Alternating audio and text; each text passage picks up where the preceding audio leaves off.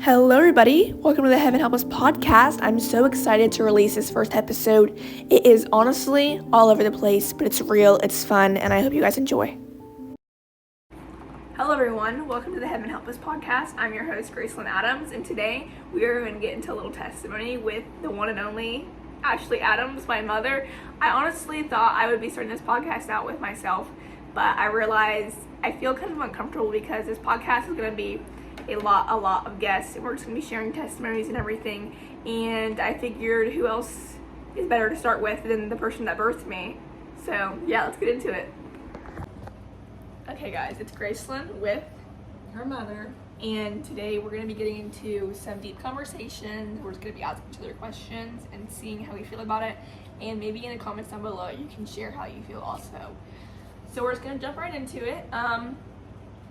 What are some of the biggest challenges you have faced in your faith journey? I think my biggest challenge I've faced in my faith journey is not handing it all over to God. I feared death quite frequently. Actually, not long ago, our aunt had passed away, and it really put a trouble on my life. I didn't really understand why, and it was sudden. So I think that my biggest thing is the fear of dying. And I need to learn to hand that over to God. I think it's really hard to accept that you're not in control of everything and God is, and He has a plan for you. I think it's kind of hard to accept that it's not all about what you want, and yeah, I feel like, I don't know, I don't have a problem with fearing death or anything, thankfully, but I have had problems with other things, and I know that it is hard, but sometimes you really just have to, I'd say, maybe awkward, but get on your hands and knees and just give it all to Him. The little bit you may be keeping to yourself because you think that He's not going to help anything, you can just give it all to Him and truly believe that's what He's going to do. Smart little girl here, guys. Okay, anything else on that? No, really, that's really the biggest thing I've struggled with when it comes to that. Yeah, this kind of goes along with it, I feel like. How do you reconcile your faith with the presence of suffering in the world? I've never, and I'm kind of ashamed to say this, I haven't really looked at the suffering of the world. I haven't really looked outside of my family as much as I should have. I do pray for peace, and I do pray for people that I don't personally know, but I can honestly tell you that outside of my family, I haven't really worried like I should. I feel like people may think well, if this God is so good, then why is there suffering in the world? But then one of my podcasters, I talked about this, they go to other false gods and crystals and stuff, and then they don't apply the same thing to that. But in reality, there's suffering in the world because there's a bunch of people that have not went to God and haven't gave it all to Him and haven't accepted Him into their life and let Him share His plan for their life. And I think our part in that is to try to pray for people that we don't know, pray for people's hearts, pray for their understanding, because not everybody, it's hard. It is hard. At one point I didn't understand. I don't understand everything, but all my faith is in God. Everything about me is my faith in God. I'm so glad that He's brought my daughter close to Him. It really makes me proud as a parent. But yeah, I think that the main thing that we need to do is pray with all our hearts, and hope that people accept Jesus in their life, and that's all we can do. I have a question for you. Who is your biggest influencer when it comes to learning about God?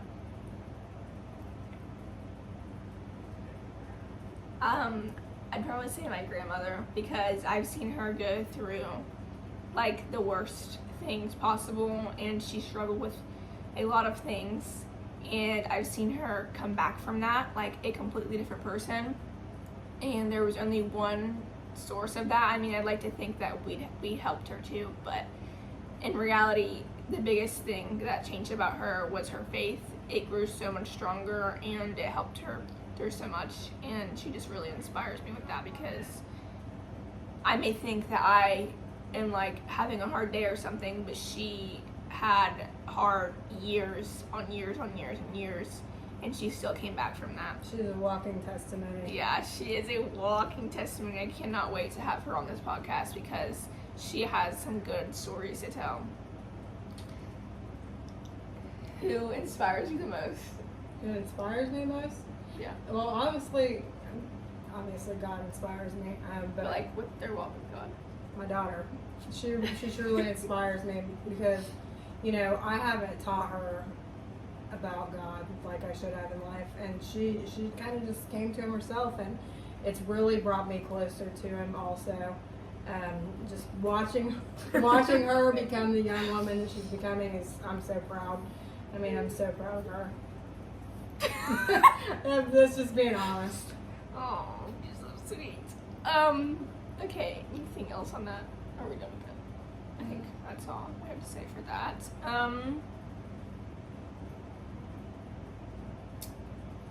This one's kind of tricky. If you could ask God one question, what would it be? Like, what's the biggest question you have for him? I mean, I know there's probably a lot, but the biggest question you have for him? Probably when the world would end. Yeah. I mean, I'm sure everybody wants to know, and I think that a lot of people struggle. I mean, there's people that struggle with things, and they're afraid that they're not going to make it to heaven. But I guess with that being said, you should always be right with God. You shouldn't have to know a time when the world's going to end that way. You're ready. I think that that's what I need to understand most is you never know when it's going to happen.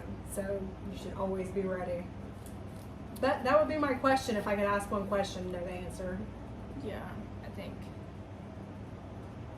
that's good, because, I mean, people talk about the world ending all the time, and they say that God's going to come back all the time.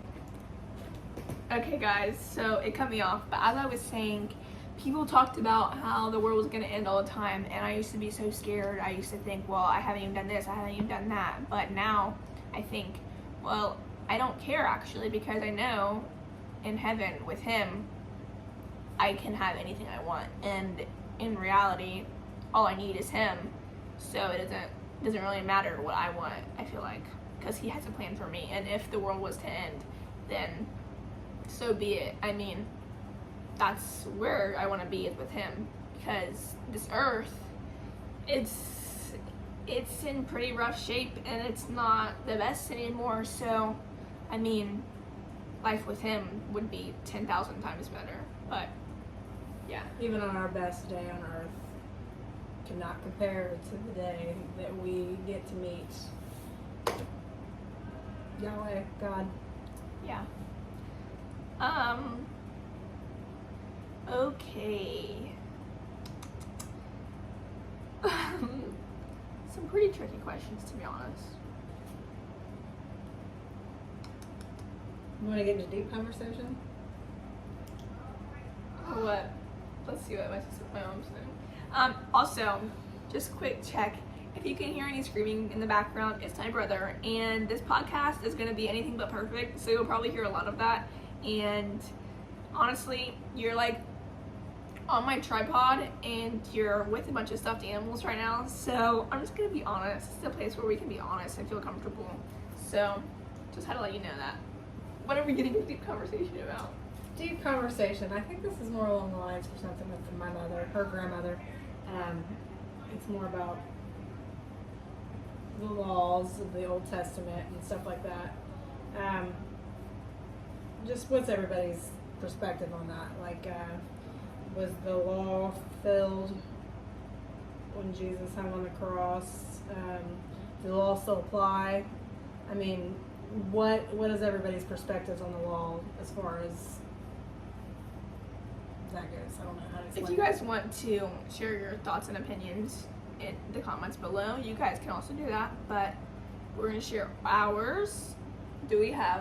Have you like kind of changed your opinion, or is it still the same?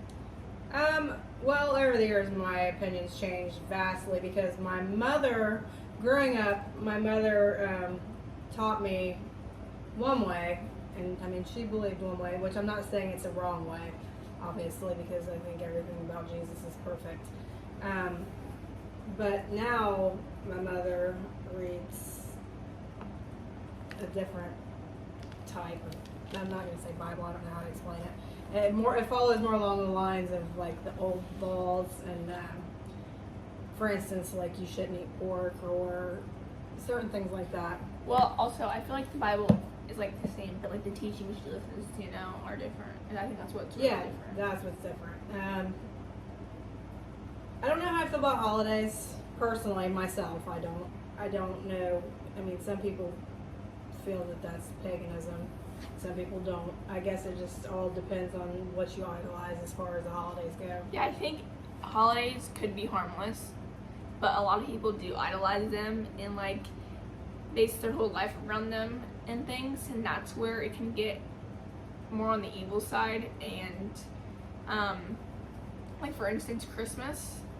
So there's like talk about like when Jesus was actually born, and they don't know if it, like, we actually, in reality, we are not sure, like, the actual day he was born. I mean, there's talk about it being in the fall or the spring or December 25th, but we're not completely sure.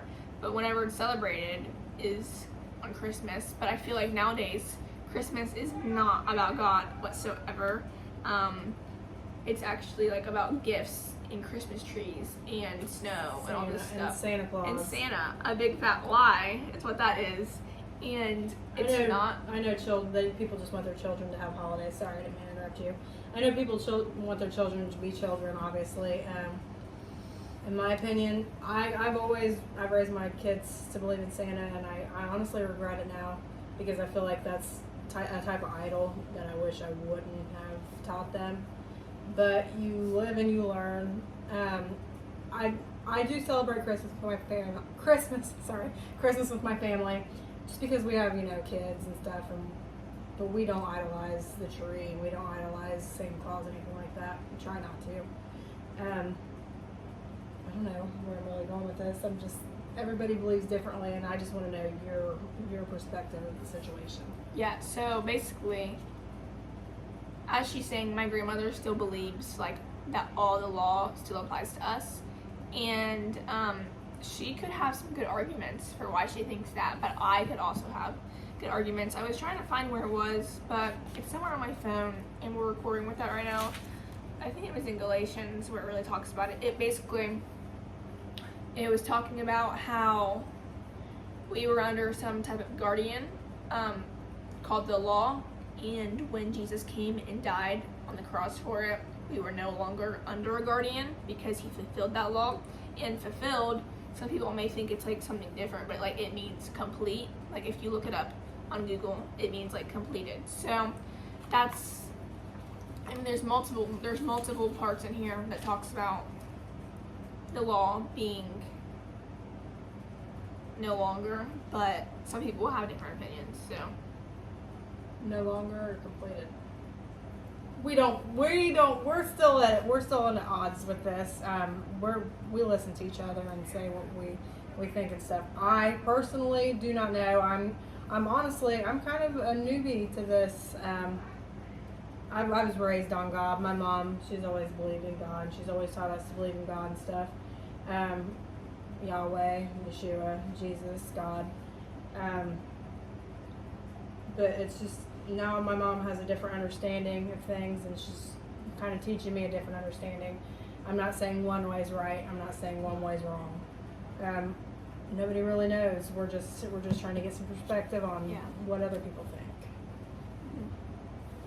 Mm-hmm. Is there anything else? No. Also, if you see my camera moving, it's because of my dog. This first podcast episode is a little messy, but oh well. It's a running start, guys. None of us are perfect. None of us are perfect, so it's okay.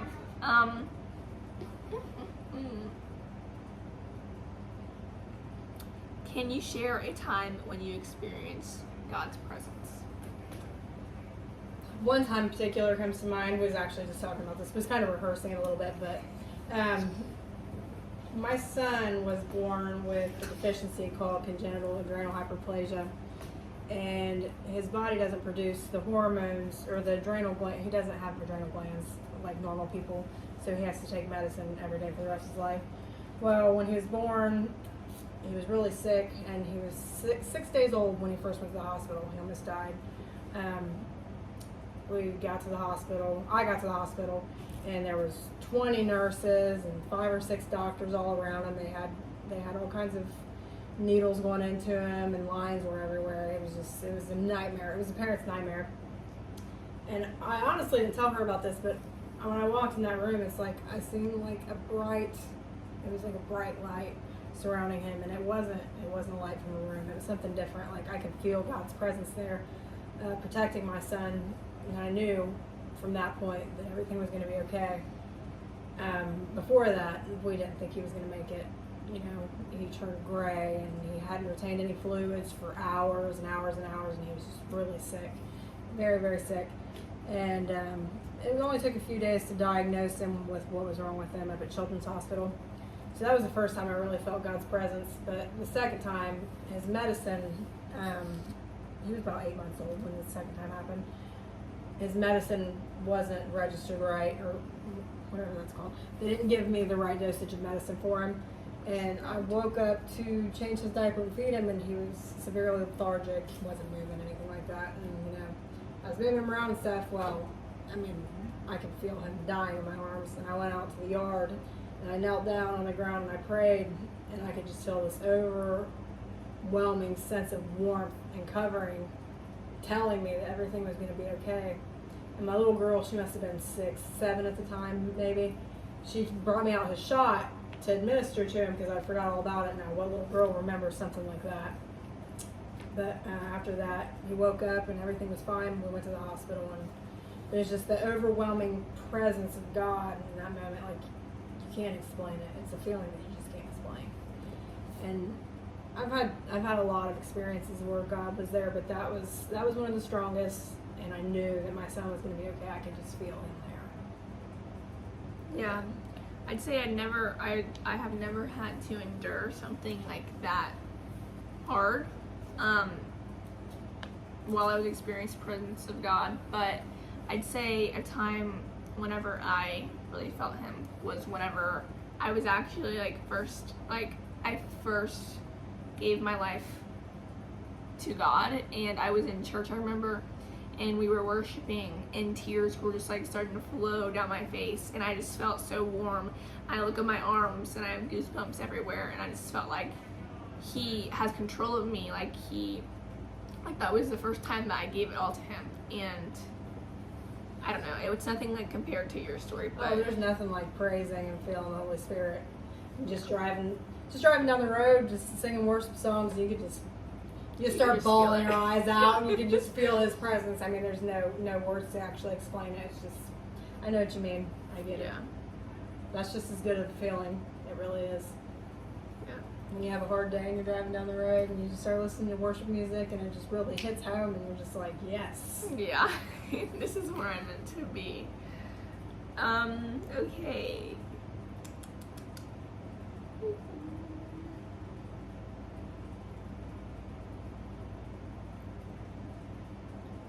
Off the top of your head. Yeah, what is one question? Can you tell me about a time where you felt like you would never recover, and you felt like maybe God would never forgive you? And then tell me where you are now. No. I've never, I don't feel Well, not that he wouldn't forgive you, but can you tell me a time where you just felt like you were you felt guilty, and you felt like you maybe wouldn't be able to come back, I don't know how I'm trying to explain it, just a part, maybe a time where you were in the deepest, darkest parts of your life. Well, I am blessed to say that I have never felt I was away from God. It's actually pretty recent. I really, and I don't know if it stems from my aunt passing away. I really struggled with anxiety and panic attacks, and it just felt like I was under constant attack, constantly, and it was just a terrible feeling. And I noticed that once I started reading my Bible and I started praying regularly, that seemed to fade away. And I also noticed that when I kind of fell away from my Bible a little bit, it really came back.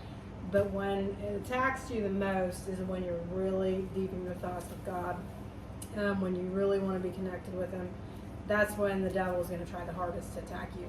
I can honestly say, though, that I have never felt so far away.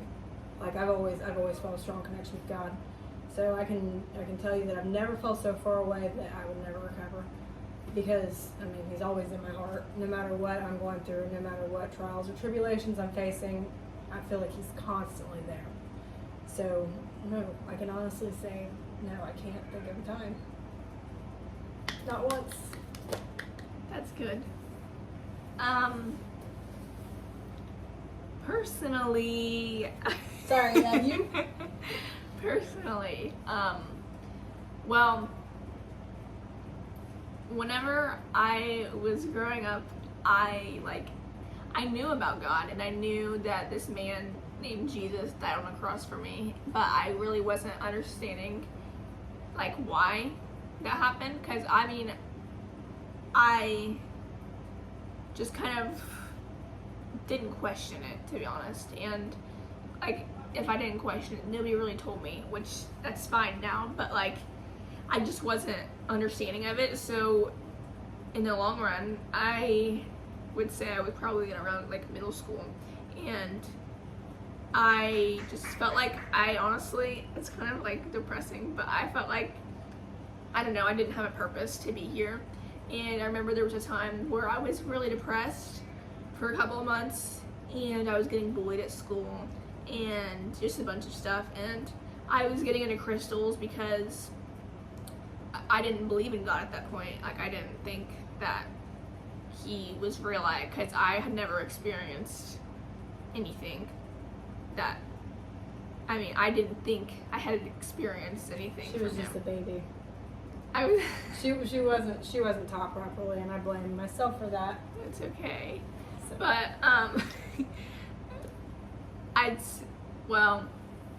don't know. I was getting into crystals, thinking that they would work, and I was also not getting any attention from any boys. So I thought maybe that I liked girls, but I figured that I did not actually. And I'd say I was like a really dark part of my life, and I realized I just thought I didn't have a purpose, and that I don't know, like I didn't really know what to think, to be honest. I didn't think anything, like I didn't think my life was like, I don't know how to explain it, just like worthy, I guess. And then I'd say I came out of that because a couple years past that in high school, last year, I had a friend, and she randomly invited me to this thing called FCA, which is a little group session for Christian students before school on every Thursday. And she invited me to come out of nowhere, and I had honestly been questioning like if God was real again, because before I just didn't think so. I was like, well, I don't know, because there's so many religions, all this stuff. And I started questioning about God and Jesus and just all that. And she just randomly called me, and I made up some excuse because I was scared, and I thought that nobody would want me there, And the next time I was getting food at McDonald's, and she called me, and I was like, well, I'm gonna be late, like I'm not gonna be there in time. And she was like, well, he's not even here yet, so you can still come. So I ended up going, and I remember being so scared. I was like, nobody's gonna want me here.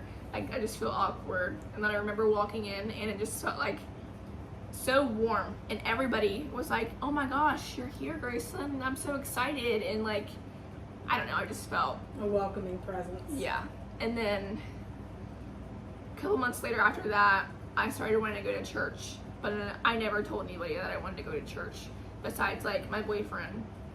And one day my friend messaged me out of nowhere and asked me to come to church with her, and I made up some excuse, and then like the next week she asked me to go with her again, and I ended up going to one of our student nights, and I was super scared. I was out in the parking lot, and I was like calling her multiple times, seeing where she was, because she wasn't there yet, and I didn't want to walk in by myself. So I walked in, and again, I felt like such a warm and welcoming presence in my community has helped me so much and brought me so much further in my faith. Having people, being surrounded by people that feel the same way about God that you do, it's just, it helps you so much. And I'm not saying you need to go to church or anything, but it really helps you being surrounded by people that love God just as much as you do, and they can help you without being rude, just trying to help you grow with God. But yeah. Amen to that, sister. I don't know, we're kind of just going with the flow, guys, so you're just here along for the ride, to be honest. Okay guys, so we're just gonna jump into our last question right now for a little closing because it's getting late. I hope this episode wasn't too messy for you guys and you guys could feel like you're kind of like actually here and it's not like too edited or anything, because I just want everybody to feel comfortable, and it is my first episode, so it's not gonna be perfect whatsoever, and I'm just using my phone and my voice and letting God flow through us and speak for us, and that's all we really need. All we really need is something to record that in our voice. We'll get it together, guys. We'll get it together in like a few episodes for sure, but for right now, this is what you're gonna go with. But please stay tuned because you can hear a lot of good stories and testimonies and advice, and we can get into some word and some prayer and some worship. But yeah, so I think the final question is, where do you think God is in your life right now? Like, what do you think?